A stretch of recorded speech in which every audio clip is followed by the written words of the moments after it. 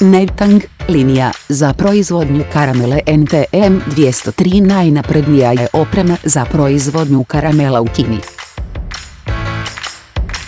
Velika snaga od 150 kg do 800 kg na sat.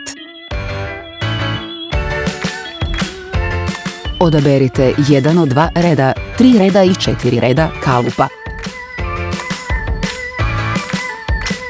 Koristi silikonske kalupe s visokom razinom automatizacije.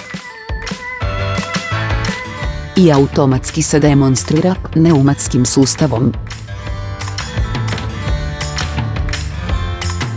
Izrada čistog tofta, dvobojnog tofta, tofta sa središnjim punjenjem i idigastog prugastog. Video prikazuje 4 reda kapaciteta do 800 kg. Sa 55 komada u minuti. Možemo prilagoditi specifičnim rasporedima tvorničkih kupaca i posebnim zahtjevima.